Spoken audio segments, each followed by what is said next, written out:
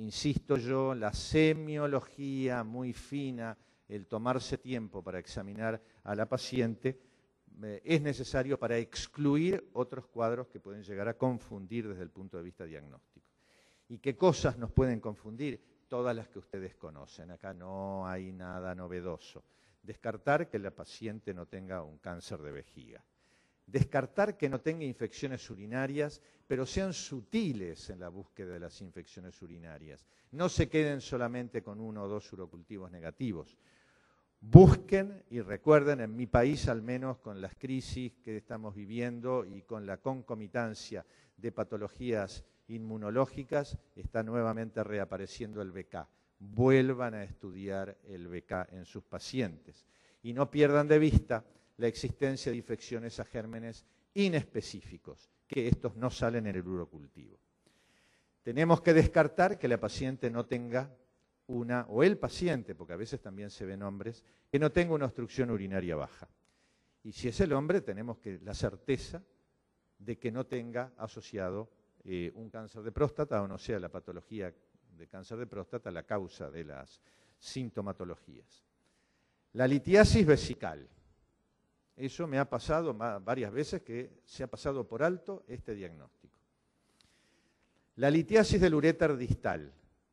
Muchas veces veo pacientes con estas manifestaciones en donde la ecografía no ha sido para nada categórica. Le hacemos una TAC 3D con medio contraste, un uroTAC, y aparece un precioso cálculo enclavado a 2 centímetros de la desembocadura del meato, y simplemente un láser, una sonda de Dormia, una ureteroscopía, sacamos el cálculo y curamos al paciente.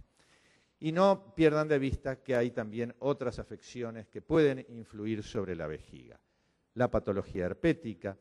No olviden que pueden ustedes estar enfrente de una paciente que fue irradiada por un carcinoma de cuello y les viene con sintomatología, un paciente que fue irradiado por un carcinoma de próstata y les aparece con sintomatología, toda la patología pelviana ginecológica, etc. Pero hay algunas patologías que son muy raras, que realmente hay que ser extremadamente sutil para hacer diagnóstico, como algo que estamos aprendiendo a diagnosticar ahora, que son las patologías derivadas de la fascitis del elevador del ano. O sea, en otras palabras y más simples, cuadros de tipo reumatoideo topografiados en esa topografía.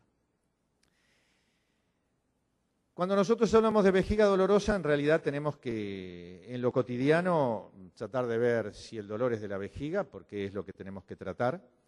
Y lo importante es que, sea lo que sea el nombre, el tratamiento va a ser exactamente igual. Así que no pierdan tiempo con que discutir si es una cistitis, un bladder pain, el tratamiento es exactamente lo mismo.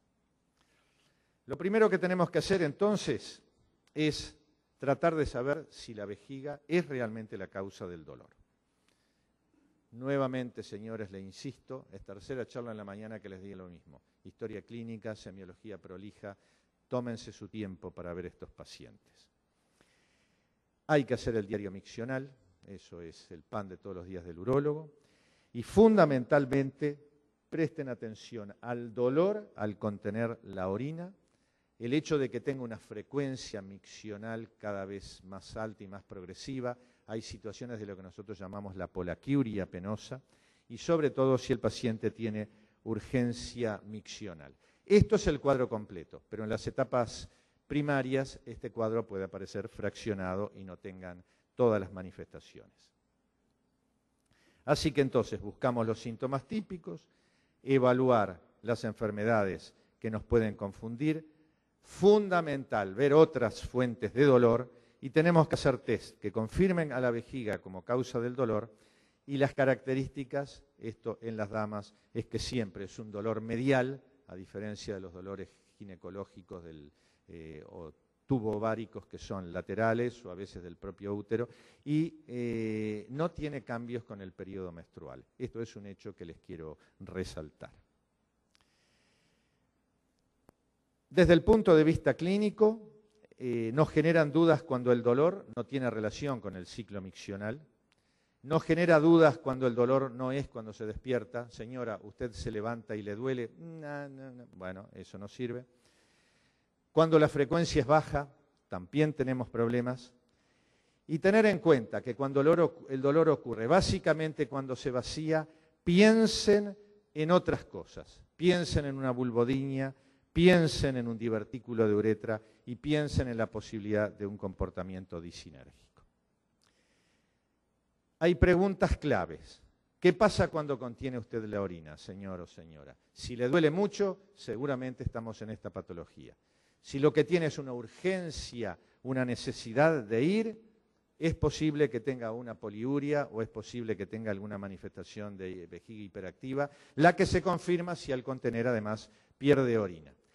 ¿Y qué pasa si todo esto no es claro? Bueno, ahí sí la urodinamia puede a ustedes darle realmente alguna respuesta. O sea, ustedes ven que aquí la urodinamia llega después de que ustedes han tomado tiempo en hacer una semiología extremadamente sutil. Dentro de esa evaluación semiológica, recuerden, esto ya lo habíamos visto en la vejiga hiperactiva, la aparición de dolor vinculado a determinadas ingestas. La ingesta de un café no decafeinado, los jugos ácidos, los cítricos son fatales para estos pacientes. Cuando hacen comidas muy condimentadas también tienen dolor. Pero por contrapartida, cuando los pacientes se hidratan mucho, los pacientes mejoran de su problema. Hoy está muy de moda el tomar aloe vera, eso a veces los mejora. El glicerofosfato de calcio, hay pacientes que lo toman por patologías reumatoideas, también eso es un elemento que ayuda.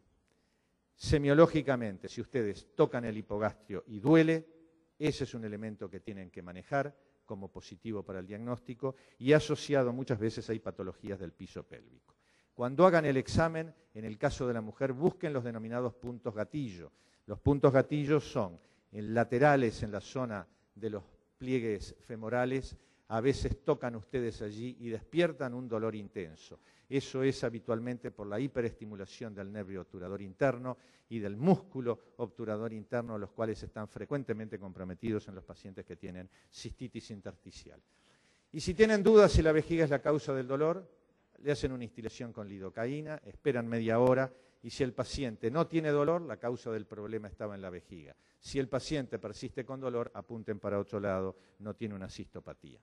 Cuando le hacemos la urodinamia, hay elementos que son bastante claros desde el punto de vista del diagnóstico. Tienen capacidades vesicales reducidas y tienen una muy severa urgencia miccional ya a partir o antes de los 150 centímetros cúbicos. Pueden tener contracciones no inhibidas, eso no es típico de la cistitis intersticial. Puede tener otra afección agregada y eso sí es lo que puede ayudarlos. Y ven en la fase de vaciado que la paciente no esté obstruida. Esto es un ejemplo de una paciente, les cuento que a Miriam le hicimos Botox después, si da el tiempo van a ver la peliculita, que este era el perfil urodinámico de ella, o sea, es una paciente con una vejiga de baja complacencia. El test de Palmer, el hecho de inyectar potasio, hoy virtualmente no se utiliza. Muchas fallas, muchas complicaciones, dolor persistente, realmente no es algo que apoye el diagnóstico de una cistopatía intersticial.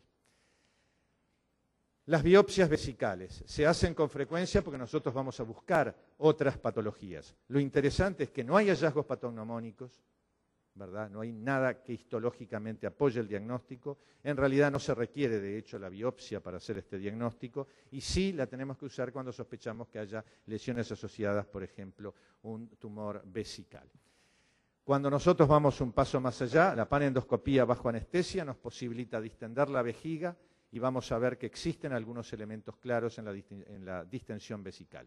Allí nosotros encontramos en una vejiga que en el primer llenado aparece relativamente normal. En el segundo llenado es una vejiga que se congestiona, es una vejiga que rápidamente se pone extremadamente roja y eso ya nos orienta sí al diagnóstico de la hiperreactividad. Podemos eventualmente ver úlceras de Hunner, pero en realidad se ve solamente en un 25 a 30% de los casos, en el resto de los pacientes no se ven. Esto es un hallazgo de la paciente que nosotros les mostramos el estudio urodinámico. Una vejiga trabeculada y una vejiga absolutamente roja.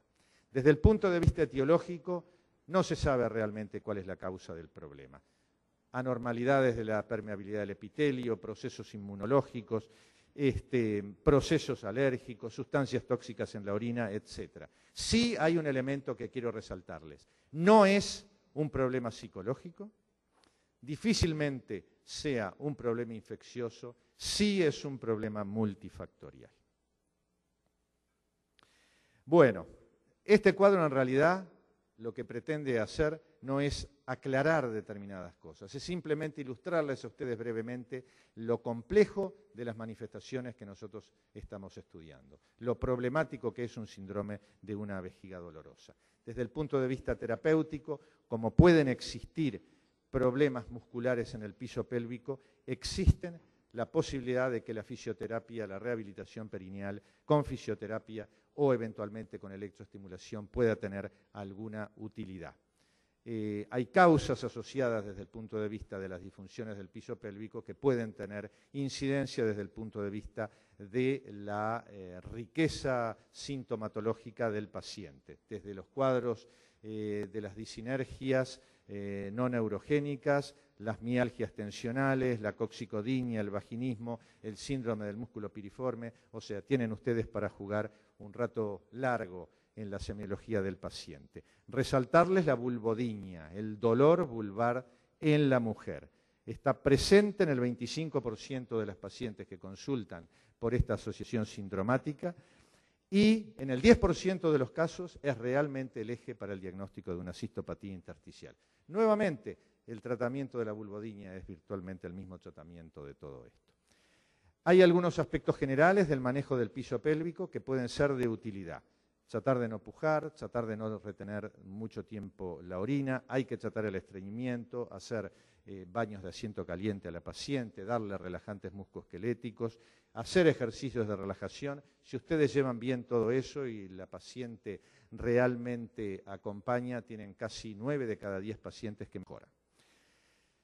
Un toque simplemente en lo que son las drogas, los denominados 3 grandes, ¿verdad? El Elmirón, el DMCO, los antidepresivos tricíclicos, todo esto se usa, los resultados son siempre sumamente aleatorios. Se han usado corticoides, recuerden que les dije base inmunoalérgica, resultados también aleatorios. Para aquellos que sostienen que la base está en fenómenos inmunitarios, la utilización de ciclosporinas.